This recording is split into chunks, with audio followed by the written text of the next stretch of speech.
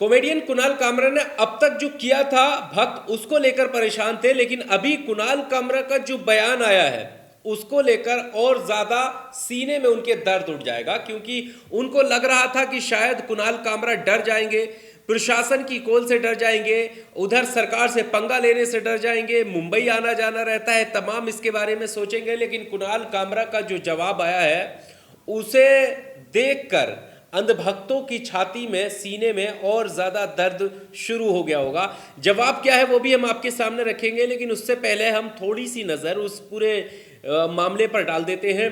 दरअसल कॉमेडी करते हुए कुणाल कामरा ने तंज किया था महाराष्ट्र के उप मुख्यमंत्री एकनाथ शिंदे को, और एक गाने के पैरोडी के तर्ज पर उन्हें निशाना बनाया था, और कॉमेडी के जरिए वो तंज कसते हुए एकनाथ शिंदे पर जो है तंज कसा था।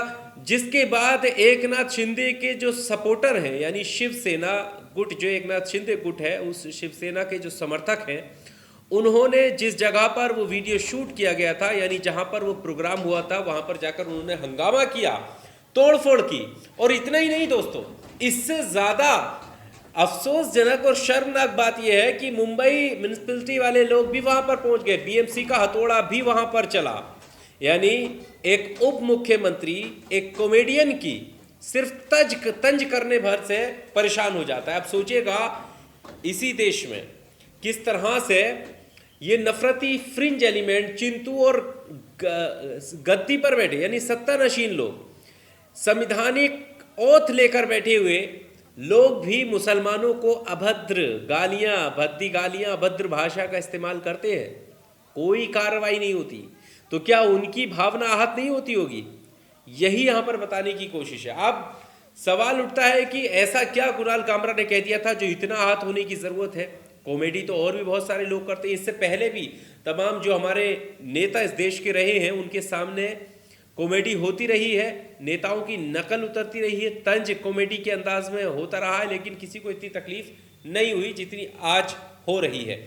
और एकनाथ शिंदे के लोगों ने वहां पर तोड़फोड़ की, यहाँ पर तस्वीरें जो आप ये लगातार देख ही रहे हैं, तोड़फोड़ की। लेकिन उसके बाद कुणाल कामरा का एक स्टेटमेंट आता है, वो स्टेटमेंट हम आपके सामने रखते हैं। कुणाल कामरा ने माफी मांगने से मना कर दिया। अब वो सावरकर को मानने वाले तो है नहीं जो माफी मांग ले। हाँ, अगर सावरकर को मानने वाले लोग होते तो वो जरूर माफी मांग लेते इस तरह के कृत्य करने के बाद। तो कुणाल कामरा का क्या स्टेटमेंट है? उन्होंने कहा कि मैं बिल्कुल भी माफी नहीं मांगूंगा, मैं जो प्रशासनिक कार्रवाई है, कानूनी प्रक्रिया जो भी है, मैं उसमें सहयोग करूंगा, आपको कार्रवाई करनी है करिएगा, लेकिन मेरे जो स्टेटमेंट है मैं उस पर अड़िग हूं। उन्होंने क्या कहा है? उन्होंने कहा कि मैं माफी नहीं मांगूंगा, मैंने ठीक वही कहा है जो अजित पवार यानी प्रथम उप मुख्यमंत्री ने एकनाथ शिंदे यानी दूसरे उप मुख्यमंत्री के बारे में कहा था। मैं इस भीड़ से नहीं डरता और मैं बिस्तर के नीचे छिपकर मामला शांत होने का इंतजार नहीं करने वाला। उन्होंने लिखा, एंटरटेनमेंट वेन्यू महज एक प्लेटफॉर्म है, यानी जो एक जगह है जहां पर ये वीडियो शूट किया गया है उसका नाम हैबिटेट है। उन्होंने कहा कि मेरी कॉमेडी के लिए जिम्मेदार नहीं है हैबिटेट, और जो भी मैं कहता हूं या करता हूं उस पर उसका कोई अधिकार या नियंत्रण भी नहीं है, ना ही किसी और पार्टी का कोई अधिकार है। कॉमेडियन के कहे शब्दों के लिए किसी जगह को नुकसान पहुंचाना वैसे ही नासमझी है जैसे अगर आपको चिकन नहीं परोसा जाता तो आप टमाटर के ट्रक को पलट दें। ये उन लोगों के बारे में तंज कसा गया जिन लोगों ने हैबिटेट जो जगह है जहां पर ये परफॉर्म की गई थी वीडियो, वहां पर जाकर तोड़फोड़ की है। उन पर तंज कसते हुए कहा कि ये उन लोगों की तरह है जिनको चिकन खाने से रोक दिया जाए तो वो टमाटर का ट्रक पलट दे। आगे वो कह रहे हैं कि सबक सिखाने की धमकी देने वाले नेताओं को संबोधित करते हुए उन्होंने क्या कहा? उन्होंने कहा कि बोलने और अभिव्यक्ति की आज़ादी का अधिकार केवल ताकतवर और धनी लोगों की चापलूसी के लिए इस्तेमाल नहीं किया जाना चाहिए। भले ही आज के मीडिया ने हमें ऐसा ही बताया है, एक ताकतवर शख्सियत की कीमत पर एक मजाक को बर्दाश्त करने की आपकी क्षमता मेरे अधिकार की प्रकृति को नहीं बदलती। जहां तक मुझे पता है हमारे नेताओं राजनीतिक तंत्र के तमाशे का मजाक उड़ाना कानून के खिलाफ नहीं है। हालांकि मेरे खिलाफ किसी भी कानूनी कार्रवाई के लिए मैं पुलिस और कोर्ट का सहयोग करने के लिए भी तैयार हूं, लेकिन क्या उन लोगों पर भी निष्पक्ष और बराबर कानून लागू होगा जिन्होंने एक कॉमेडी से आहत होकर तोड़फोड़ को एक वाजिब प्रतिक्रिया मान लिया है? क्या ये बिना चुने हुए नगर निगम के सदस्यों पर भी लागू होगा जो आज बिना किसी पूर्व सूचना के हैबिटेट पर पहुंचे और हथौड़ों से उस जगह को तोड़ डाला, यानी जिस जगह को तोड़ा है, जिन लोगों ने तोड़ा है उन पर कार्रवाई की बात कर रहे हैं, और जो म्यूनसिपलिटी के लोग हैं उन पर कार्रवाई की बात कर रहे हैं। क्या उन पर भी कानून लागू होगा, ये बात उन्होंने कही है। शायद मेरा अगला वेन्यू एल्फिंस्टन ब्रिज होगा या मुंबई में कोई और जगह जिसको ढाने की सख्त ज़रूरत है। ये भी यहाँ पर तंज कसा है कि और कितनी जगह ढाओगे जहाँ जहाँ मैं शो करूँगा।